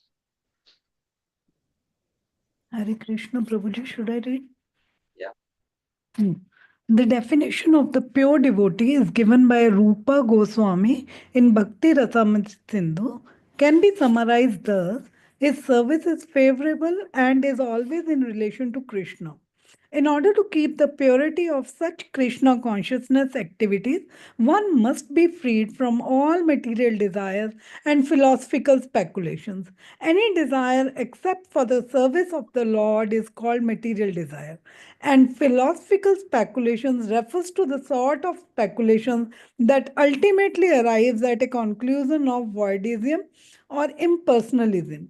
This conclusion is useless for a Krishna conscious person. Only rarely by philosophical speculations can one reach the conclusion of worshipping Vasudev Krishna.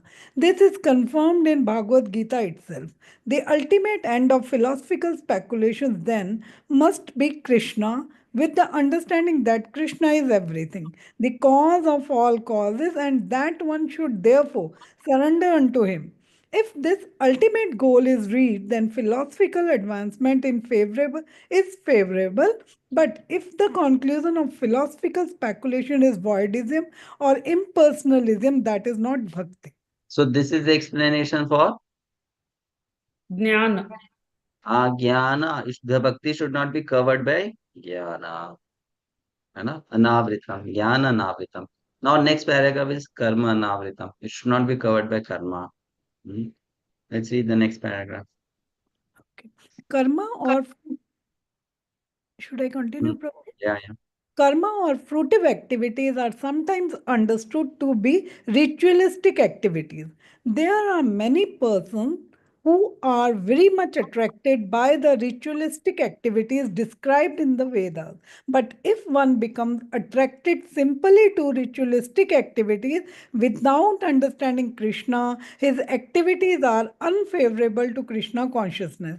Actually, Krishna consciousness can be based simply on hearing, chanting, remembering, etc. Described in Srimad Bhagavatam are 9 different processes, beside which everything done is unfavorable to Krishna consciousness. Thus, one should always be guarding against fall downs. Thank you, Mataji. So now let's say if I am too much interested in doing yagyas, you know yagya, fire sacrifice, homa, and I do 5 or 6 fire sacrifice every day. So what is that tendency? Karma kanda. Huh? Karma kanda. No. Bhakti being covered by karma. The yagyas are not always karma kanda yagyas. Yagyas can also be Vaishnava homas. But then if I'm just interested in doing yagya, when I'm not interested in doing Shravana Kirtanam, Vishnu Smaranam Pada Sevanam, then my bhakti will get covered by karma. Okay. So a very simple understanding is what? The more we engage in Navavidha Bhakti, the more we are engaging in pure devotional service.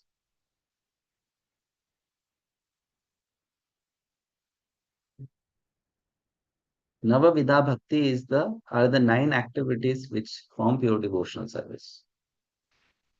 If something is outside Navavidha Bhakti, then it is going away from pure devotional service. Too much of involvement in that is wrong.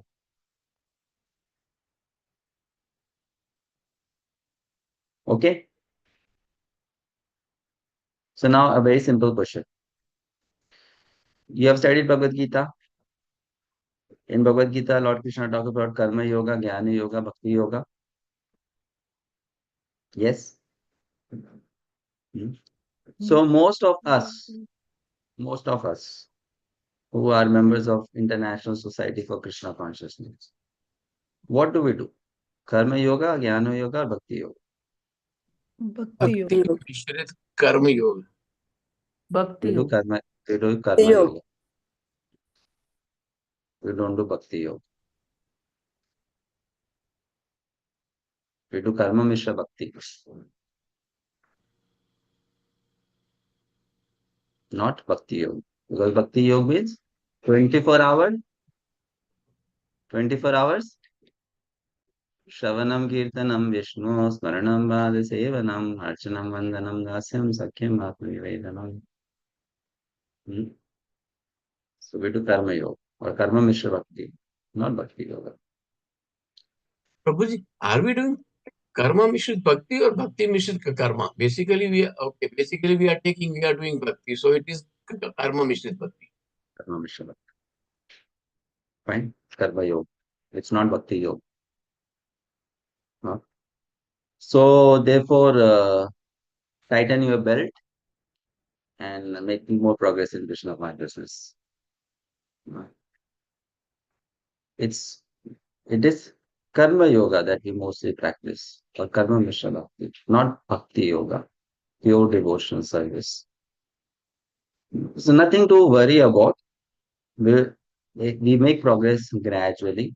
So you should not get a panic attack now or an anxiety attack. Oh, I am practicing karma mishra bhakti. I was thinking I am practicing bhakti yoga. What is this? So don't worry. We are in the process. We are gradually making progress. Right. So karma mishra bhakti, karma yoga is also bhakti, but a diluted version of bhakti, not completely pure bhakti. Right.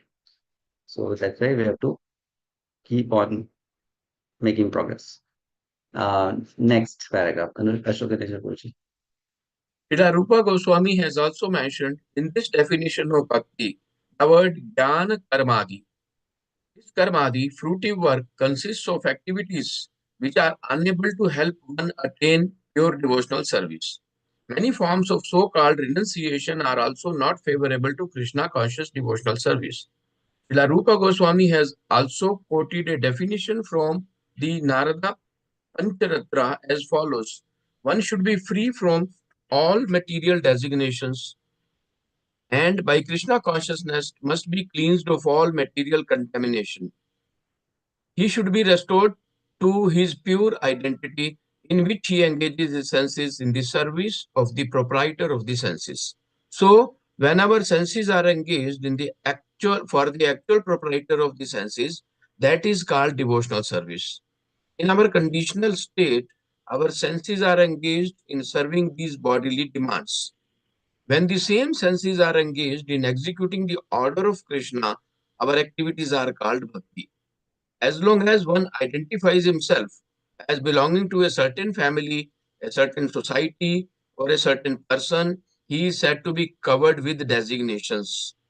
When one is fully aware that he does not belong to any family, society, or country, but is eternally related to Krishna, he then realizes that his energy should be employed not in the interests of so called family, society, or country, but in the interests of Krishna.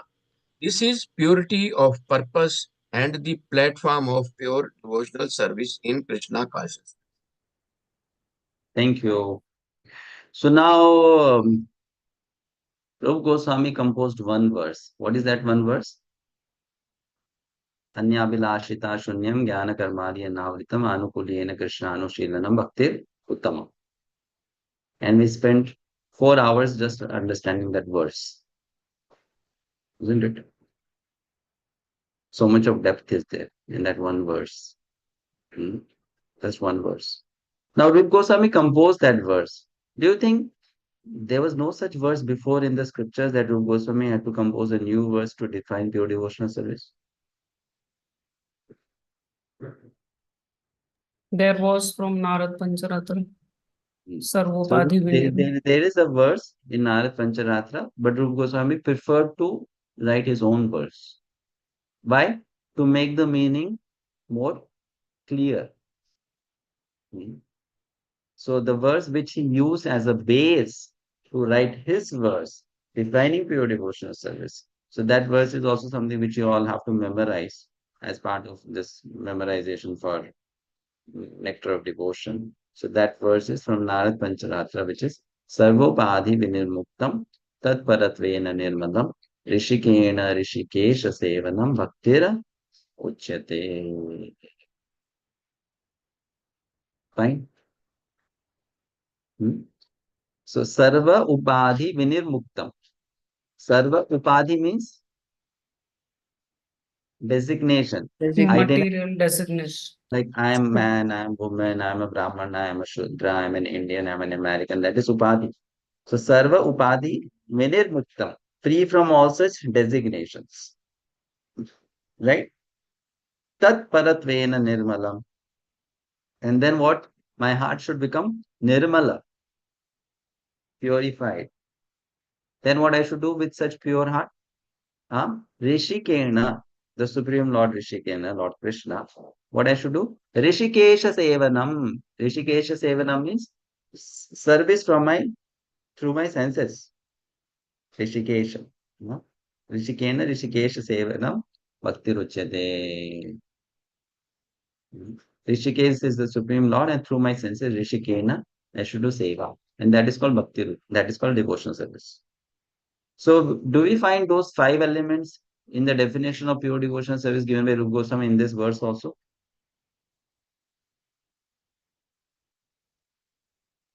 Yes. Yes, yes. Yes. So then find out what are those. Compare and find out. You know those 5 elements. One is Anyabhilashita Shunyam. Second is Jnana Karmadi Anavridam. Third is Anushilanam. Fourth is Krishna. Fifth is Anukulyena. So Bhakti Ruchyate. Uttama Bhakti. So then you compare this and tell what is what in this verse.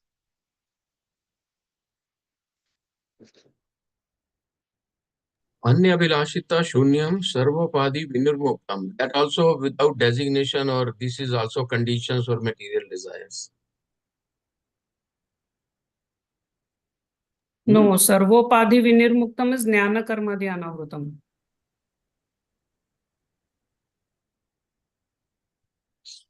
Is it Anyabhilashita Shunyam Sarvapadi Vinurmuktam? And then Tat Paratvena Nirmalam is Jnana Karmadi Anavritam. And then Rishikena Rishikesha is Anukulyena Krishnanu. No. And See, Sevanam Bhakti Ruchyate, Shilanam Bhakti Ruchyate. let's go with the simplest. Let's go with the simplest. So what is the simplest? There Krishna, here Rishikesha. Let's start with the simplest. No, when you compare, you start with the simplest, which is most easy, most certain. So there it is Krishna, here it is Rishikesha. Fine. Then there is Anushilana. Here it is Rishikena Sevana.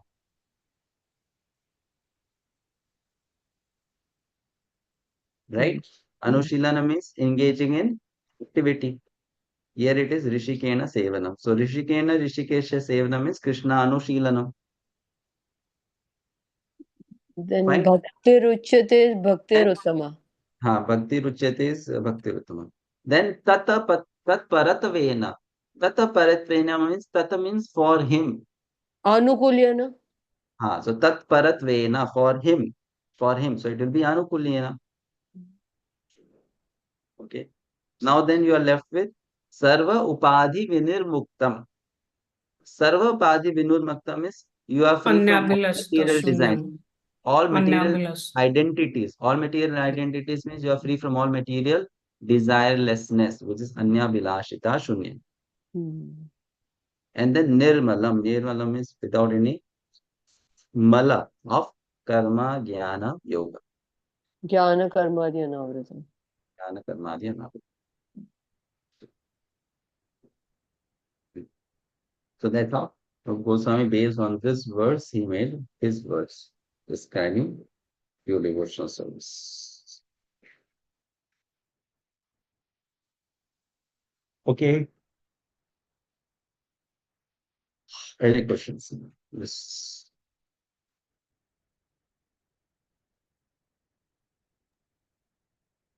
It is slightly tough, Prabhuji, I mean, What is tough? we have to revise a lot of times. You have to Yes. study it thoroughly. Yes. It is true. It is tough. Bhakti Rasamrita Sindhu is tough. No doubt about it. Very much true. It is tough. Actually, Prabhuji, more than tough, there's so much of depth and so much to discuss for every word. So many meanings, so much of inferences.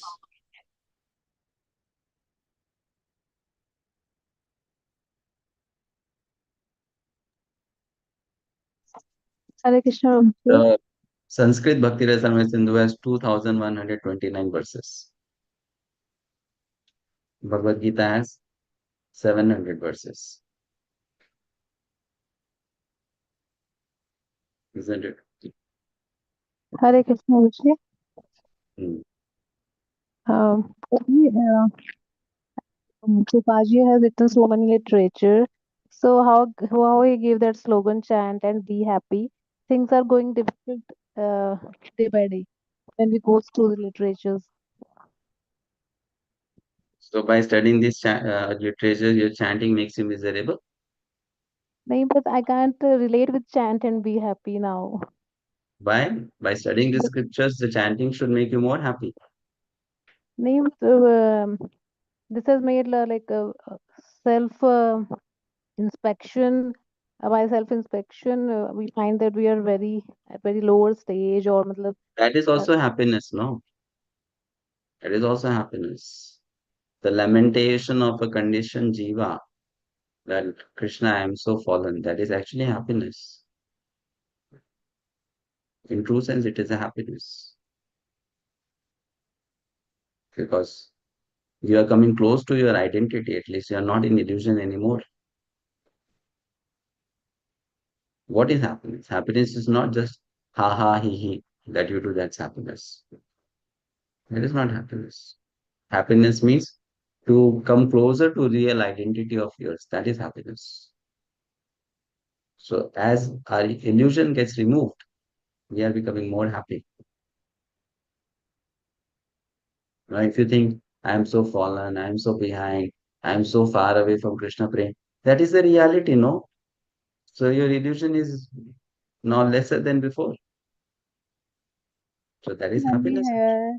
that if we follow the full regulatory principles and if we are chanting 16 rounds, we will surely go back to Godhead.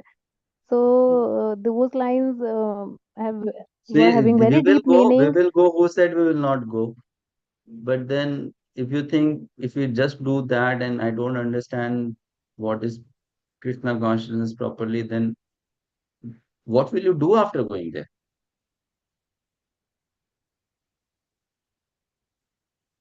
Yes. It should not happen now that accidentally you land in Golok Vrindavan and then you, after landing there, you understand, my God, bhakti is very difficult. Huh? I cannot be so pure. Krishna send me back to material world. यही feeling आ रही है प्रभु जी. So that should not happen. No, so better get prepared now than going there and getting a surprise of your life. Krishna, I was not ready for it. That's why you have to purify ourselves here. We have to purify ourselves.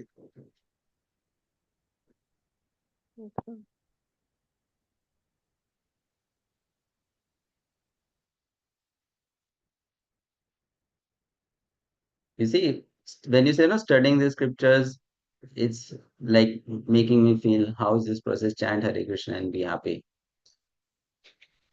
We have different demons inside us. And one of the demons is what? One of the demons is laziness. Another demon is avidya, ignorance. So when we study the scriptures properly, these demons are getting destroyed or killed. We are thinking I can be a very casual devotee and then I'll go back to God. So that's a demonic mentality.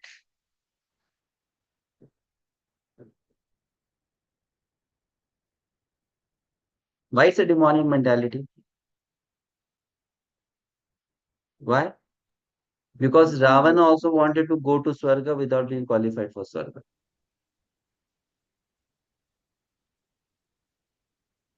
He wanted to go to Swarga, heaven, without being qualified for Swarga. So he wanted to make a golden staircase. So Prabhupada says he's a demon. Why? Because he's not going by the process of going to heaven. He just wants to rush into heaven. That's why that Similarly, was a shortcut. a shortcut. Similarly, we want to Hmm. go to back to Godhead, but what? To enjoy there nicely, no? Guruji, Anyavilashita Shunyam words uh, destroys everything in life. But I feel ki everything is over if we are going to follow. Bas Anyavilashita Shunyam is such a heavy word. That's why it is not Anya Bhilasha Shunyam, it is Anya Anyavilashita, Bhilashita. yes, yes.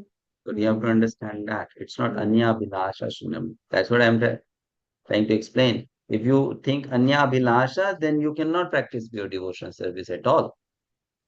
Guruji, Abhilashita, I have understood just because of your lecture, and that is also very No, it's not impractical because difficult. That is not difficult. I That is means we not have to change impractical. ourselves. We have No, to no, work on it. that is not impractical or that is not impossible. That is attainable. You can do हाँ, that. By practice मतलब when we will know it ना प्रभु जी अभी हम अपना ऐसी इच्छाएं होती हैं जिसको हमें अभी वर्कआउट करना पड़ेगा कि इसकी जरूरत नहीं है but we desire So for that them yeah, we yes have to do that. That price we need to pay. Yes yes Without paying the price, we'll not get it. That is very important for us to understand. That price you need to pay. Oh, it's not that because sometimes devotees think, please don't take it otherwise, and I'm not trying to discourage you. Sometimes devotees think, Krishna, I came to Krishna consciousness so late. Now, if I have to do all this much, will I ever come back to Godhead? So, if you have come late, you should work more hard. You should work harder. And coming late should not be an excuse to give to Krishna that Krishna, I'm already very late, so late admission, no, take me inside. Now, late admission means coming you have to yes late admission means now you have to work very hard Prabhu ji because coming so late much and again not serious after coming are not even serious after also. Coming yes So that's why those who are late, you should be more serious because you have less time and you have a lot more to attain. Right or wrong? True Prabhu ji true Right? But those who are late, they want a free ride back to Godhead. Krishna, I am late. Krishna, be more merciful to me. Take me back to God. If you are late, you have to work harder. That's why Prahlad Maharaj says, start from the age of 5. Why he's saying start from the age of 5? Because the more late you become, the more difficult it's going to be for you. That's why he's saying start from the age 5. You know, because the late you become, the more difficult it's going to be. And if you are late, you should work harder. Srila Bhakti Tirth Swami Maharaj, he used to chant more than 16 rounds every day. Sometimes 25, sometimes 32, sometimes 40, sometimes 64. So some devotees told him, Prabhupada said just 16 rounds.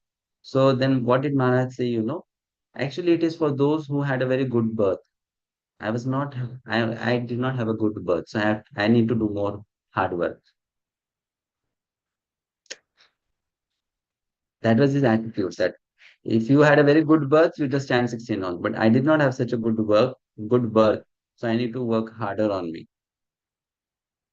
Similarly, if I have joined Krishna consciousness later, I have to work harder on me. to get the success in Krishna consciousness. Is it right or wrong? Yes, Prabhuji, it is Right, right. Prabhuji, right. Yes, yes. It is right. So therefore, pack your, tightly